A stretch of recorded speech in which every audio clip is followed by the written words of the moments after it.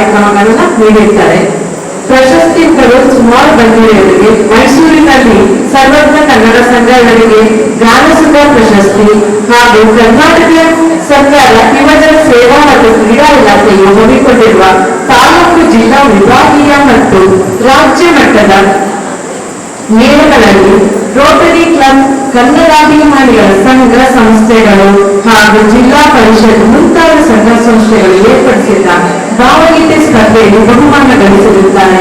ಇವರ ಕಂಠಸಿರಿಯಲ್ಲಿ ಬಿಳಿಗಿರಿ ಬನ್ನಿರ ಹಾಗೂ ಹುಡುಗನ ಮುರಡಿ ವೈಭವ ಮುಂತಾದ ಭಕ್ತಿಗೀತೆಗಳ ಧ್ವನಿಸುರುಳಿಗಳು ಹೊರಬಂದಿವೆ.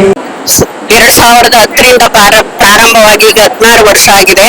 ಪ್ರತಿ ವರ್ಷನೂ ಕೂಡ ನಾವು ಇದೇ ರೀತಿ ಮಹಿಳಾ ದಿನಾಚರಣೆ ಆಚರಣೆ ಮಾಡಿ ಅಲ್ಲಿ ಅನೇಕ ಮಹಿಳೆಯರನ್ನ ಕರೆದು ಸನ್ಮಾನ ಮಾಡಿ ಕಾರ್ಯನಿರ್ವಹಿಸಿಕೊಂಡು ಬರ್ತಾ ಇದ್ದೇವೆ. ವಾರ್ಷಿಕೋತ್ಸವ ಸಮಾರಂಭ ಮಾಡಿದಾಗ್ಲೂ ಅಷ್ಟೇ ಸಹಾಯ ಹಸ್ತ, ವಿದ್ಯಾರ್ಥಿಗಳಿಗೆ ವಿದ್ಯಾರ್ಥಿ ವೇತನ, ಅಸಹಾಯಕರಿಗೆ ಹಣ ಸಹಾಯ, ಈ ರೀತಿ ಒಳ್ಳೊಳ್ಳೆ ಉತ್ತಮವಾದ ಕಾರ್ಯಕ್ರಮಗಳನ್ನ ಮಾಡ್ಕೊಂಡು ಬರ್ತಾ ಇದ್ದೀವಿ. ಈ ರೀತಿನ ಅಂತಾರಾಷ್ಟ್ರೀಯ ಮಹಿಳಾ ದಿನಾಚರಣೆಯನ್ನ ಮಾಡಿ ಒಬ್ಬ ರೈತ ಮಹಿಳೆ ಹಾಗೂ ಪದ್ಮಶೇಖರ್ ಅವ್ರನ್ನ ಕರೆದು ಅವ್ರಿಗೆ ಸನ್ಮಾನ ಮಾಡುವಂತ ನಿಟ್ಟಿನಲ್ಲಿ ಕಾರ್ಯಕ್ರಮವನ್ನ ನಿರ್ವಹಿಸಿದ್ದೇವೆ.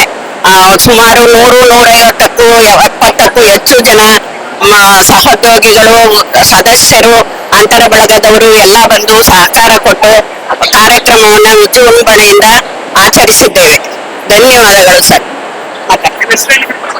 ನನ್ನ ಹೆಸರು, ನಾನು ಈ ಅರಿವಿನ ಮನೆ ಮಹಿಳಾ ಬಳಗದ ಅಧ್ಯಕ್ಷೆ ಲೀಲಾಂಬಿಕಾ ಸುಬ್ಬಪ್ಪ. ಎಲ್ಲರಿಗೂ ನಮಸ್ಕಾರಗಳು. ನಾನು ಅರಿವಿನ ಮನೆ ಮಹಿಳಾ ಬಳಗದ ಗೌರವಾಧ್ಯಕ್ಷರು.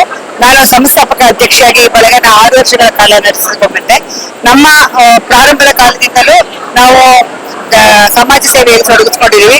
ಕೊರೋನಾ ಟೈಮಲ್ಲಿ ನಾವು ಸುಮಾರು ದಾನ ಸಹಾಯ ಮಾಡಿದ್ವಿ. ಮತ್ತೆ ಆಹಾರ ಸಾಮಗ್ರಿಗಳನ್ನ DC ಆಫೀಸ್ ತಲುಪಿಸುವಂತ ಕೆಲಸಗಳನ್ನ ಮಾಡಿದೀವಿ. ಮತ್ತೆ ಈ ಸುನಾಮಿ ಬಂದು ನಿರಾಶ್ರಿತರಾದಂತವರಿಗೆ ಮೈಸೂರು ನಾಗರಿಕ ಸಮಿತಿಯಿಂದ ನಾವು ಧನ ಸಹಾಯವನ್ನು ಕೂಡ ಮಾಡಿದ್ವಿ. ಈ ರೀತಿ ನಮ್ಮ ಕೈಯಲ್ಲಾದಂತ ಒಂದು ಅಳಿಲ ಸೇವೆಯನ್ನ ಮಾಡ್ಕೊಂಡು ಬಂದಿದೀವಿ. ಹೀಗೆ ಪ್ರತಿ ವರ್ಷ ನಾವು ಮಹಿಳಾ ದಿನಾಚರಣೆ ಇರ್ಬೋದು, ಮತ್ತೆ ಶಿಕ್ಷಕರ ದಿನಾಚರಣೆ, ವಾರ್ಷಿಕೋತ್ಸವ, ಈ ದಿವಸಗಳಲ್ಲಿ ನಾವು ಸೋಷಿಯಲ್ ಸರ್ವಿಸ್ ನ ಮಾಡ್ತೀವಿ. ಹಂಗೆ ಇವತ್ತು ನಾವು ವಿವಿಧ ಬಳಗಗಳಿಗೆ ವಚನಾಂತಕ್ಷರಿ ಸ್ಪರ್ಧೆ ಅಂತೇಳಿ ವಿಶೇಷ ಸ್ಪರ್ಧೆಯನ್ನ ಏರ್ಪಡಿಸಿದ್ದೀವಿ. ಸ್ಪರ್ಧೆಯಲ್ಲಿ ನಮ್ಗೆ ಬಹಳ ಉತ್ಸವದಿಂದ ಭಾಗವಹಿಸಿದ್ರು. ಅವರೆಲ್ಲರಿಗೂ ಕೂಡ ನಗದು ರೂಪದಲ್ಲಿ ಬಹುಮಾನವನ್ನ ಕೊಟ್ಟಿದ್ದೀವಿ. ಇನ್ನು ಮುಂದೆಯೂ ಕೂಡ ಅನೇಕ ಕಾರ್ಯಕ್ರಮಗಳನ್ನ ನಡೆಸಬೇಕು ಅನ್ನೋ ಮನಸ್ಸಲ್ಲಿ ಇಟ್ಕೊಂಡು ಈ ಸಮಾಜವನ್ನ ಮುನ್ನಡೆಸ್ತಾ ಇದ್ದೀವಿ.